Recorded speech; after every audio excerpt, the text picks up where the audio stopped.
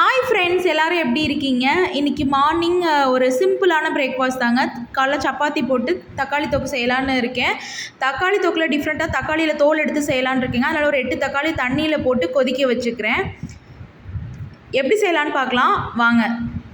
3 பெரிய வெங்காயத்தை கட் பண்ணி வச்சுருக்கேங்க பெருசாக. இப்போ வந்து அந்த தக்காளி கொதிச்சது இல்லைங்களா, அந்த தக்காளியிலேருந்து தோல் எப்படி கட் பண்ணி எடுத்து வச்சுக்கிறேன். பக்கத்தில் வானல் வச்சு இந்த கரண்டி குட்டி கரண்டியில் 2 கரண்டி கடலெண்ணெய் ஊற்றிக்கிறேன். எண்ணெய் கொதிச்சதுக்கப்புறம் சூடானதுக்கப்புறம் சீரகம் ஆட் பண்ணிக்கிறேன் 1 ஸ்பூன். கடுகும் ஒரு 1.5 ஸ்பூன் ஆட் பண்ணிக்கோங்க, இல்லை 1 ஸ்பூன் ஆட் பண்ணிக்கோங்க. கடுகு வெடிச்சதுக்கப்புறம் இப்போ நம்ம எடுத்து வச்சுருந்தோம் இல்லைங்களா, நான் உங்களுக்கு காமிக்கிறதுக்காக எடுத்து வச்சுருக்கேன் பெரிய வெங்காயம், அதே மாதிரி தோல் எடுத்த தக்காளி இப்படி வச்சுருக்கேன். இப்போ இந்த கடுகு வெடிச்சிருச்சு. இதில் வந்து நம்ம வெங்காயத்தை கட் பண்ணி வச்சுருந்தோம் இல்லைங்களா, அதையும் ஆட் பண்ணிக்கலாம்.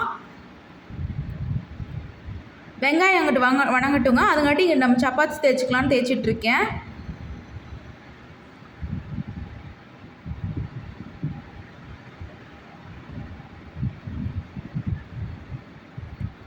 இப்போ போட்டு வெங்காயம் பார்த்திங்கன்னா ஓரளவுக்கு வணங்கிருச்சு. இப்போ வந்து நம்ம தோல் எடுத்து வச்சுருந்தோம் இல்லைங்களா தக்காளி, அதை ஆட் பண்ணிக்கிறோம். எதுக்கு இவ்வளோ வெங்காயம் அப்படின்னு கேட்டிங்கன்னா, சப்பாத்தி கூட சாப்பிடும்போது கொஞ்சம் கருக்கு முறுக்குன்னு இருந்தால் எங்கள் வீட்டில் இருக்கவங்களுக்கு பிடிக்கும், அதனால் அப்படி போட்டிருக்கேன். இப்போ இதிலையே வந்து தேவையான அளவுக்கு மிளகாத்தூள் ஆட் பண்ணிக்கோங்க.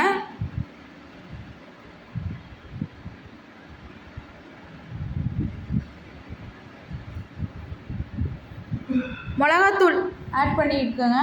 எவ்வளோ வேணுமோ அந்தளவுக்கு ஆட் பண்ணிக்கோங்க.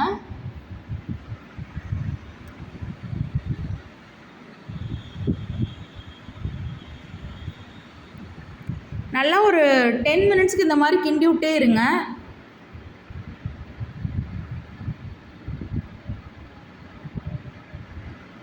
யூஸ்வலாக வந்து நம்ம குருமா, தேங்காய் சட்னி இந்த மாதிரி தான் வச்சு தருவோம். இந்த மாதிரியும் ட்ரை பண்ணுங்கள், சப்பாத்திக்கு சூப்பரான காம்பினேஷன். பக்கத்தில் பார்த்திங்கன்னா இங்கே சப்பாத்தி வெந்துகிட்டே இருக்குது.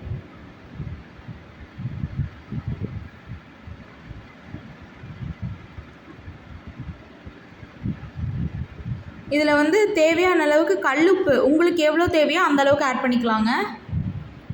வெங்காயம் வணங்கும் போதே கூட நீங்கள் போட்டுக்கலாம், சீக்கிரமாக வெங்காயம் வணங்கிடும். போட்டதுக்கப்புறம் ஒரு 5 மினிட்ஸு இந்த மாதிரி பருப்பு மத்தையை வச்சு நல்லா அப்படி இடித்து விடுங்க. ஏன்னா அது கொஞ்சம் நல்லா மசிஞ்சிச்சுன்னா சூப்பராக இருக்கும். ஒரு 6 மினிட்ஸ் கிட்டே இந்த மாதிரி மசிச்சு விடுங்க. 10 மினிட்ஸ் ஃபஸ்ட்டு வேக வச்சுருங்க. அதுக்கப்புறம் ஒரு 6 மினிட்ஸ் இந்த மாதிரி பருப்பு மத்தையை வச்சு கிண்டி விடுங்க. சூப்பராக இருக்கும் தக்காளி தொக்கு.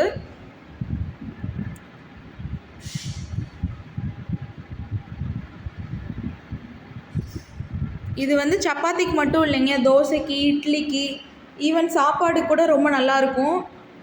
கண்டிப்பாக எல்லாருமே ட்ரை பண்ணுங்கள். ஃப்ரெண்ட்ஸ், எல்லாருமே வீடியோ பார்க்குறீங்க, ஒரு சப்ஸ்கிரைப் பட்டனை தட்டி விட்டு பாருங்கள்.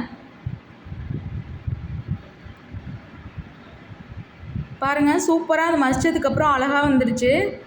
இதுலேருந்து ஒரு 3 மினிட்ஸ் இல்லைனா 2 மினிட்ஸ் மட்டும் வேக வச்சுட்டு நீங்கள் கண்டிப்பாக அடுப்பு ஆஃப் பண்ணிக்கலாம்.